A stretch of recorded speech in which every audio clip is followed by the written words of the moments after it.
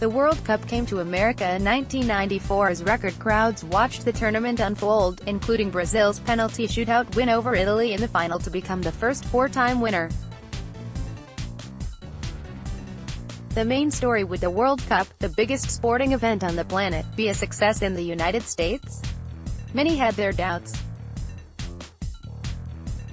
The North American Soccer League went under in 1984, and with no major domestic league to replace it, soccer was relegated to the periphery of the American sporting conscience, unable to compete with the Big Five: football, baseball, basketball, hockey, college sports. A World Cup on American soil, the soccer-hating critics said, would be a dismal failure with a roster of international stars, virtually unknown to the U.S. audience, destined to play before half-empty stadiums.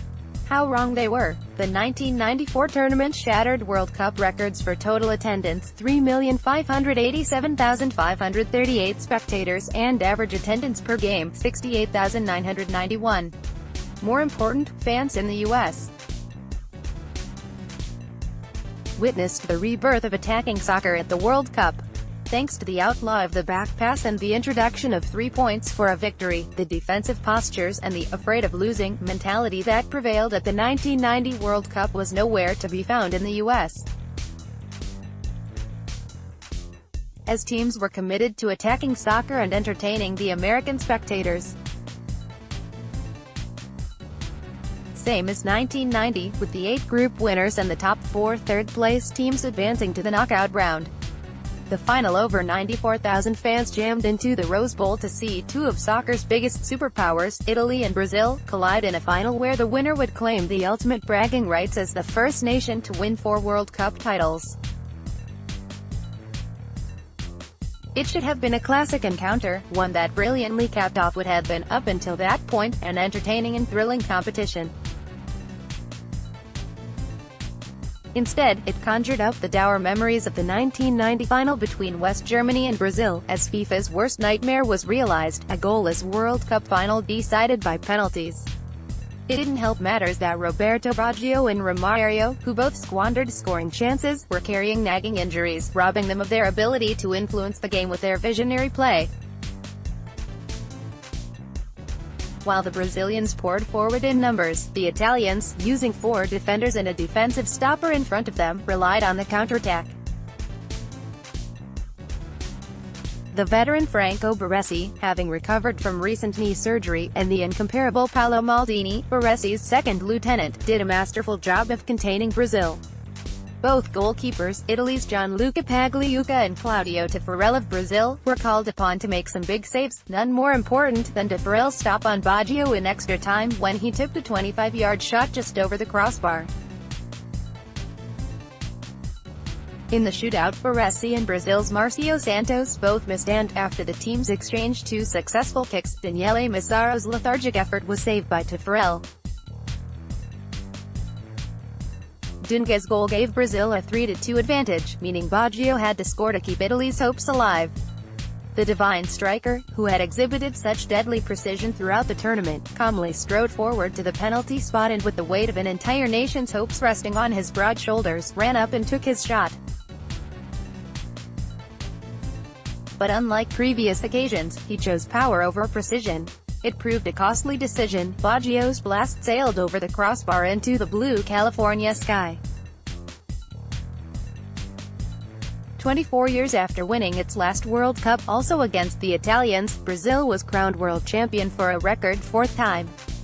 Quick facts: number of participating teams, 24. Top scorer, Bulgaria's Hristo Stoichkov and Russia's Oleg Zelenko, 6 goals. Number of games, 52. Total goals scored, 141. Average goals per game, 2.71. Highest scoring game, Russia's 6-1 win over Cameroon on June 28. Total attendance, 3,587,538. Average attendance, 68,991. Man of the tournament, Romario. The Brazilian dynamo scored 5 goals in the tournament, but more important, he was at the heart of Brazil's potent attack with his pace, creativity and vision. Everything he touched turned to gold as he led Brazil to its 4th World Cup title and claimed the MVP award. Honorable mention to Italy's Roberto Baggio and Bulgaria's Hristo Stoichkov. Match of the tournament: Brazil's 3-2 victory over the Netherlands in the quarter-finals. Romario and Bebeto were at their lethal best in Dallas, brilliantly linking up to give Brazil a 2-0 lead early in the second half, only for the Dutch to level the score shortly after. Branco's powerful strike from 30 yards out with 9 minutes left sealed a sensational victory for Brazil. Honorable mention to Romania's 3-2 win over Argentina in the second round. The birth of MLS. Major League Soccer, MLS, is the top professional soccer league in the United States. It was formed in 1993 in fulfillment of the promise made by U.S. soccer officials to FIFA to establish a pro league in exchange for staging the 1994 World Cup on American soil. The league kicked off in 1996 with 10 teams and boasted surprisingly strong attendance the first season. Numbers declined slightly after the first season, but stabilized in subsequent years thanks to the league's TV deal with ABC and ESPN. Now, MLS boasts 23 teams, including Toronto FC, Montreal Impact, and Vancouver Whitecaps. Attendance records shattered: the 1994 tournament shattered the World Cup marks for total attendance, 3,587,538, and average attendance per game, 68,991. Both records still stand. The overall attendance mark is even more impressive when you consider that the 1994 tournament was made up of 24 teams. The 1998 World Cup was the first to feature 32 teams and had 64 total games, 12 more than the 1994 competition. Baggio, Italy come alive after squeaking through the group stages, a third-place qualifier on the basis of goal difference. Italy started to come good in the knockout round when Roberto Baggio, the reigning European and World Player of the Year, came alive for the first time in the tournament. Baggio bagged a brace against Nigeria in the second round, the late winner against Spain in the quarter-finals, and both goals in a 2-1 win over Bulgaria in the semi-finals. Escobar shot dead. Colombia's Andres Escobar paid the ultimate price for his own goal against the U.S. when he and his teammates returned home in disgrace after being knocked out in the first round. On July 2, less than 2 weeks after losing to the U.S., the Colombian defender was assassinated in brutal fashion for his mistake, gunned down outside a restaurant in a suburb of Medellin. According to his girlfriend, the killer callously shouted "goal" for each of the 12 bullets he fired into Escobar. Humberto Muñoz Castro was found guilty of Escobar's murder in June 1995 and sentenced to 43 years in prison. The sentence was later reduced to 26 years due to his submitting to the ruling penal code, but Muñoz was controversially released from prison in 2005 after serving approximately 11 years of his sentence. U.S. holds its own versus Brazil. After advancing from a difficult opening group, the United States faced Brazil in the round of 16. Brazil went a man down when Leonardo was shown a red card just before halftime, but there was to be no duplication of the U.S. Olympic hockey team's victory over the Soviets in 1980. No miracle on grass. Bebeto's goal in the 73rd minute, set up by an exquisite pass from Romario, killed off a valiant American team that could hold its head high after a splendid effort.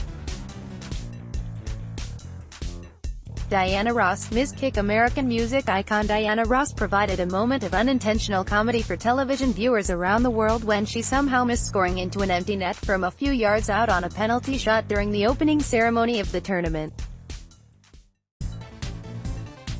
Mila sets record. Cameroon's Roger Mila was 42 years and 39 days old when he scored against Russia in the opening round, making him the oldest player to score and play in a World Cup game. Maradona fails drug test. Argentina won its first 2 games, and with a revitalized 34-year-old Maradona playing his best soccer in years, the South American powerhouse looked like the favorite to win the tournament. But just as quickly as they skyrocketed to the top of the World Cup heap, they came crashing down after Maradona failed a drug test. He tested positive for the stimulant ephedrine, and was expelled from the tournament. Salenko scores 5 in one game. The most exciting game in the group stage was the Russia-Cameroon affair. Roger Mila tallied for Cameroon, but Oleg Salenko scored a World Cup record 5 goals to lead the Russians to a 6-1 victory. Quirky facts: the United States-Switzerland contest in the opening round at the Pontiac Silverdome in Detroit was the first World Cup match to be played indoors. Natural grass was shipped from California and installed over the existing artificial turf. Claudio Caniggia scored the 1,500th goal in World Cup history in Argentina's 2-1 victory over Nigeria in the first round. FIFA awarded the inaugural Yashin Award for the best goalkeeper of the tournament to Belgium's Michel Prudhomme. The award is named after the Soviet Union's Lev Yashin, considered by most critics as soccer's greatest goalkeeper of all time. Brazil was held to a shocking 1-1 draw by Canada in an exhibition game in Edmonton weeks before the start of the tournament. The 1994 tournament marked the first time Russia competed in a World Cup since the breakup of the Soviet Union.